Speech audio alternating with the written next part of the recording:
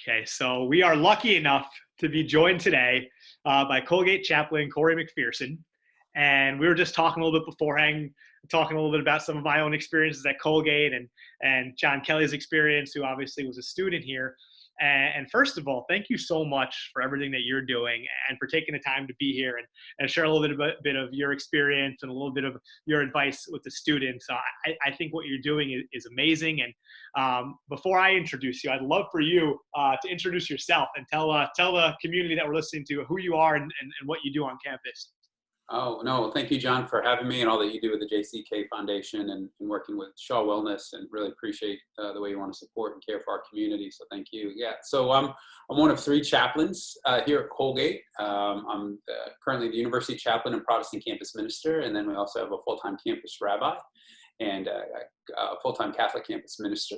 And then the three of us advise and oversee 12 different religious groups on campus, all of whom will have a weekly service, worship service or meeting of some kind on campus.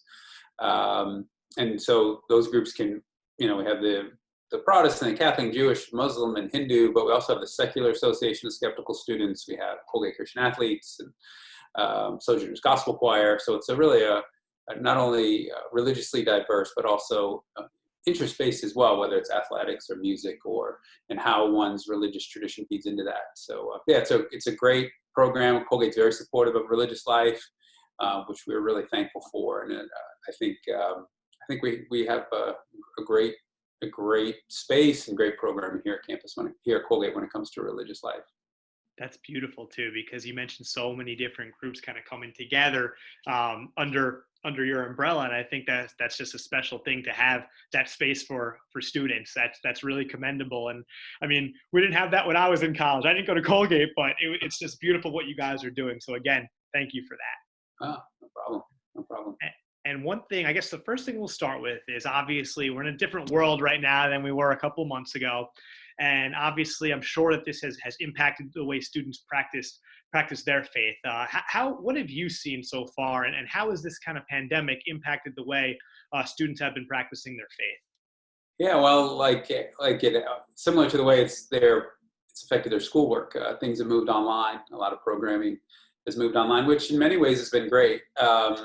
It's obviously better to be together, to be with one another and worship together. There's a sadness that you can't be together, especially we're in the midst of some very significant religious holidays. Passover just completed for the Jewish community. We just had celebrated Easter for Christians. We're about to enter Ramadan for the Muslim community. Very significant days where being together and being in community with one another is foundational. But we can't have it. Just before this call, actually, I just happened to email the Muslim Student Association leadership and let them know that the chaplain at Claremont University is doing some online programming during Ramadan, some reading of the Quran each night, and that he's invited students from other schools that don't have a Muslim chaplain, so we're connecting them in there.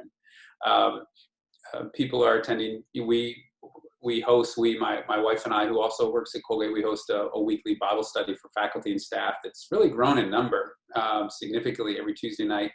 And church attendance across the country is up as well. People checking in online. So people are gathering together, virtually.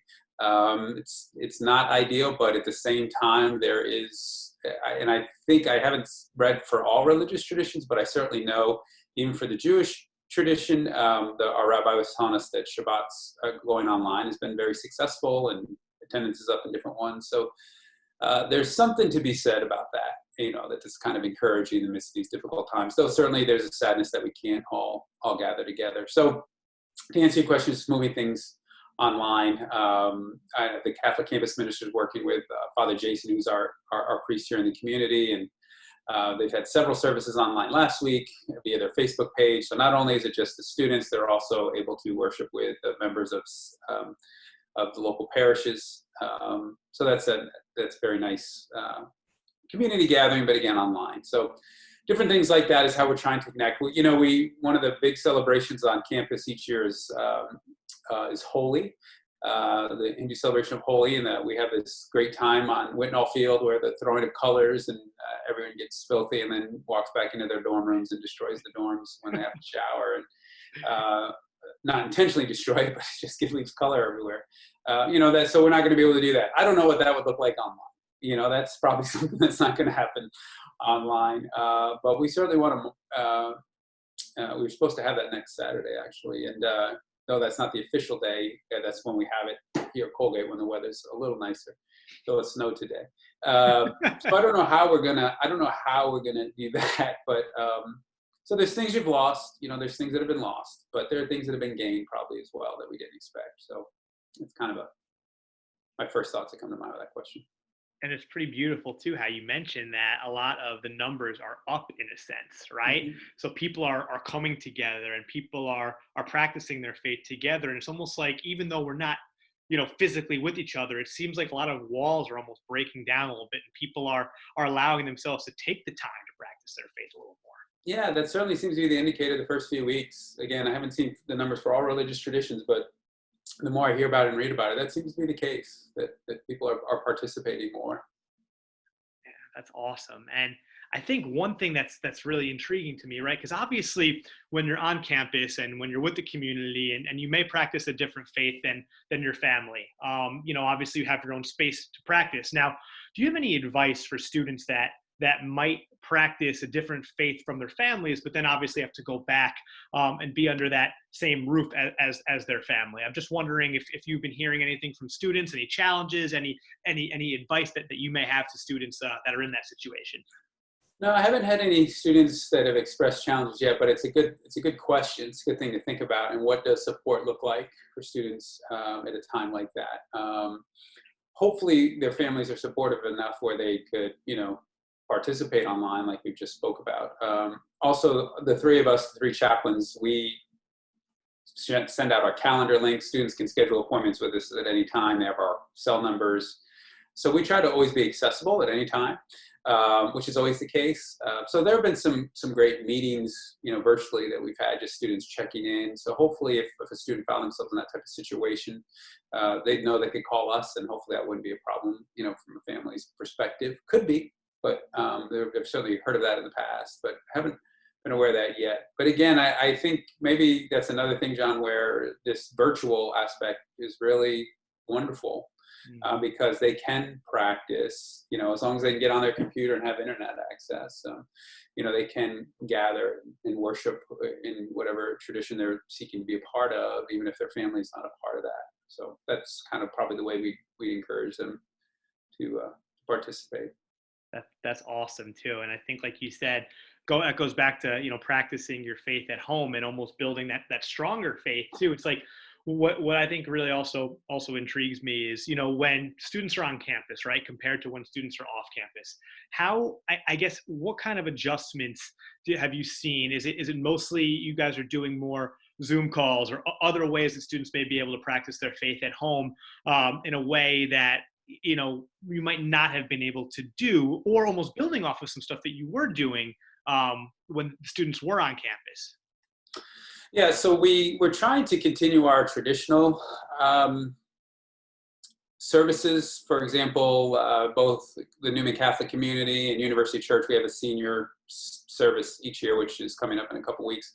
So we're thinking, what does that look like? So for University Church, we are going to live stream. So we've done Zoom gatherings, whether it's the Colgate Christian Fellowship or the athletes group. But University Church, the actual Sunday service that we have on campus, we haven't done that. Part of that is because I want students to attend their home church. I want them to be with their families. If they're going to give an hour, or whatever it may be, 45 minutes, I want them to do it with their home community in their town where their church is, and be a part of that. Chaplains, I'm their chaplain while they're away from their church community. If they identify as Christian already and they're part of a church community, I'm there to support them while they're on campus. But I want them to be a part of their church community. That being said, we do have a senior service, and we will be doing one next Sunday night, and we'll live stream it. There'll be the two, our music director and worship leader and myself, and so they'll do some music, and we'll do some readings, and I'll have a brief devotional, and hopefully show the gift that I plan to give our seniors. And the Newman Catholic community is going to do something very similar. They're going to do a candlelight mass virtually, but the deacon and the priest and the music director will be in the chapel. And so I know it's not the same thing as actually being there, but it is still keeping the tradition of this is what we do at Colgate. This is what seniors that have been active in the religious tradition for a while are part of. And like I said, I was kind of teasy, but it's true. Like, what would holy celebration look like? Like that, I don't know, but it is unfortunate that we can't do something more. But to keep with the traditions that we have here at Colgate, to keep with our religious traditions for sure. I was really, really looking forward to some of the Ramadan iftars, the breaking of fast dinners we had planned. President Casey was going to host one, and I think Dee McLaughlin, and different offices, and the Alana Cultural Center. We had several places to host. Even one of the fraternities was going to host an iftar dinner.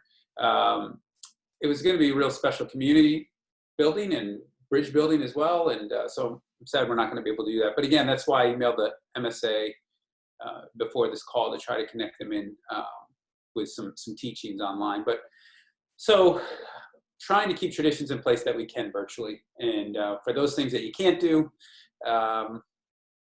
you try to be creative and do the best you can. Yeah, and I love how you guys are approaching this too, because it's very resilient, right? You guys aren't saying, oh, this is, since we're off campus, we're going to stop. You guys are doing everything in your power to keep that community going. And we always talk about with the JCK Foundation is the importance of community too when it comes to mental wellness, right? And when it comes to being a part of the community and having places to go. So I think also another thing that you're doing by getting creative and thinking outside the box is you're building on that community feeling. And then by the time when students come back, it's going to be, I think, students' faiths might be even stronger and may even be willing to say, hey, now that we did this online, I cannot wait for all when this comes next year, because everyone's going to be almost more grateful for what's going on. Yeah, hopefully, that's the hope. Yeah, hopefully, hopefully we're all changed for the better, not just religiously. Hopefully we're all, as difficult it is, come through this stronger and better. And what will be the story we tell after this is over? And I hope the story that we tell, both individually and corporately, and within the different religious traditions, because that's my area, that it strengthened us, and we grew stronger, and somehow we're closer together, and hopefully drew closer to the God or gods that are within our faith tradition. Mm-hmm. And I think with that being said too, I know we talked a little bit about some of the services that are being offered, but what are some other services or resources that are being offered by the chaplain's office that you'd like to share with students?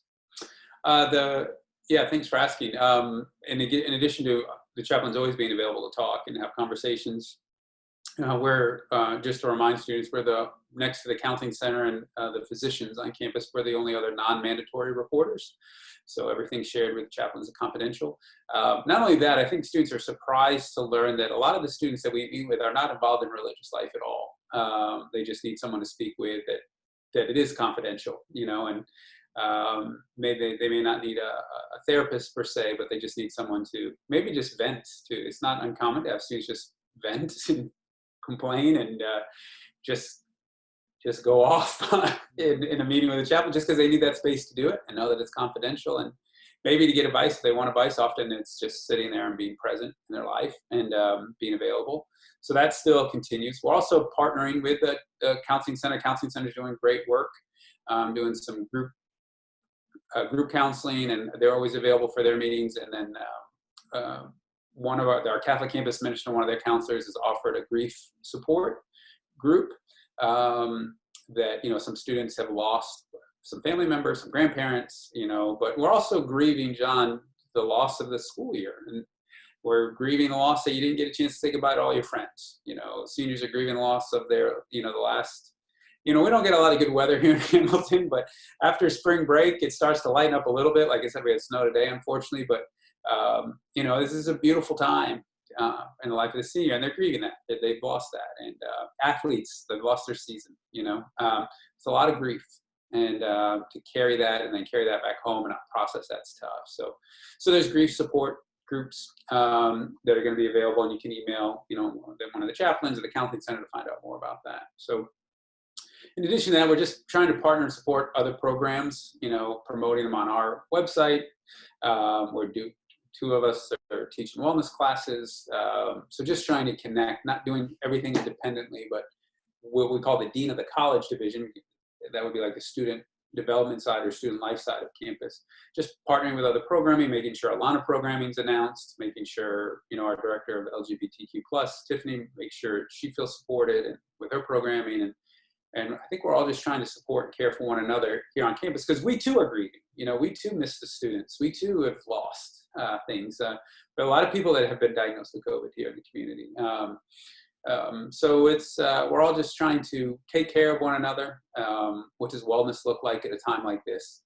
And so wellness at a time like this probably means many things, but it certainly means looking out and caring for one another and supporting one another. So we don't want to create additional programming just to create programming because we need to look busy. We want to make sure we're supporting other programming as well. And I think we're doing it, not just our office. When I say we, I mean the dean of the college division. I think we're doing a good job on that. Yeah, I mean, just from hearing this, you guys are doing an amazing job, and I love how you're picking each other up and having each other's backs. And what's really, again, so sincere and so awesome about this is how, you said students will come to you guys sometimes just to talk and just to vent and just to be active listeners that you have to be. I think that is really special because it gives them a space where they don't feel judged, and being able to have that and have that as a resource. I mean, for me, I remember that was so critical for me, being able to talk to someone and not feeling judged, not feeling like I just wanted to get stuff out sometimes when I was going through it. And I think that is such a powerful resource that you guys have that is so important to share with the Colgate community. And I was lucky enough to talk to Tiffany yesterday too, and we were talking a little about what they're doing. And I mean, when you're able to pick each other up and work with each other, it just makes it such a powerful community. And again, I love what you said too about, you guys are grieving as well, and we're grieving. It stinks for us. Like, we were looking forward to being on campus with students because that's what we typically do. And when it's just a different world. And I think, how you guys are approaching this is so important because, like you said, you don't want to look busy for the sake of looking busy. Let's all work together and let's all put out what we have. And, one more question that I wanted to ask, are there about kind of just virtual opportunities that students that are working in campus ministry groups and keeping those kind of groups alive, those student-led groups, so to speak. How has that been working so far? Are there opportunities for that? I'm just curious to see how that works at Colgate. Yeah, a couple of the groups are meeting regularly, weekly. The Colgate Christian Fellowship is meeting weekly. Tomorrow we have our Colgate Christian Athletes group where our Vice President of Athletics will be speaking. We're also doing trivia. We do some online voting trivia, and the winner will get bagels from Flour and Salt. So we think that'll be very competitive, which is our big bagel store here in the area. So we'll have them shipped there. And it's Tiger King trivia too, which is very religious and very spiritual. So very exciting. So there's that. But also, John, there are other groups that are just students that are gathering together. They don't need the chaplains to do it. They just can look out for one another. So there are some students I know, our Catholic campus minister was telling me there's some students that are getting together to just pray together, the rosary and, different things during the week. And I was communicating with our Muslim Student Association president, and they were getting together online. All right, what will Ramadan look like? I made some suggestions about, they're all over the world, some of our students. Would you invite us into your home, and what would it look like for, to celebrate Ramadan from your home, and others can join in. And so they'll be doing that. But I think those are just as powerful as students checking in on students and gathering together. That's just as encouraging and supportive than anything that I can do. And, if our office can help, we want to help. But we also recognize that probably even, probably just as important is just students just being students. Especially since that's such a foundational aspect to college life, especially at a school like Colgate. So that's happening in ways we don't even know. They're just gathering together, and that's really beautiful too. So we encourage that and hope that that's going to happen more and more. Absolutely. And I guess finally, is there anything else that you'd want to add? Anything else that you want to say to the community right now? I think I just want to encourage students to extend yourself some kindness and grace. What I mean by that is I realize you've been through a lot, and you're in the midst, even before this happened, perhaps students were already carrying a great deal. You didn't make it to spring break where you could maybe take a breath. And then spring break came, but the world was changing and life was changing so drastically, like emotionally. Many are probably exhausted, physically, spiritually, in many ways, just probably exhausted. And so be kind to yourself and understand that. Don't be so hard on yourself, and know that you are grieving. You've been through trauma, and you may be going crazy at home. You may not like your personality at home. You may be fighting with siblings or parents or whoever. And so you certainly want to be kind, but also understand that others in your home are experiencing grief and loss as well, and fear, right? Like fear of jobs and fear of what the future will hold. Like we're all in the midst of real significant, carrying significant burdens in different ways. And so be kind to others and be kind to yourself. And I think that if we extend ourselves some grace and understanding, we naturally become ones who extend grace and understanding to others. Like we get it. I think it's Augustine. I could be wrong. But the quote is, I'll quote it, and if it's wrong, don't look it up and tell me I'm wrong. I've shared this with a couple of other students. It says, be kind, for everyone you meet is fighting a great battle, and kind of keeping that in mind, like, especially during this, everyone is fighting some significant battles right now. And so be kind to others, but especially yourself. Because again, if you're taking good care of yourself and wellness, you naturally will be able to be better prepared to care for others. So I just want to encourage students to be kind to themselves and others, and extend themselves some grace, and then know that we're here, and a lot of other support here at Colgate should they need it. That's why we do what we do. We love and care for students, and I know they probably, chaplains and others on the campus, drive students crazy sometimes, and maybe we're even annoying and not the coolest people on campus, but we're here for them if they need it. So. Corey, thank you so much. This was beautiful. And I think, even me as not a Colgate student, I'm getting a lot from this, and it's helping me, as I cope with what's going on. So yeah, for sure. You got to take good care of yourself as well, so you can care for the others that you're reaching out to and the work you're doing. So thanks for all that you do, John, and, helping others do this. Thank you so much. Yeah, no problem.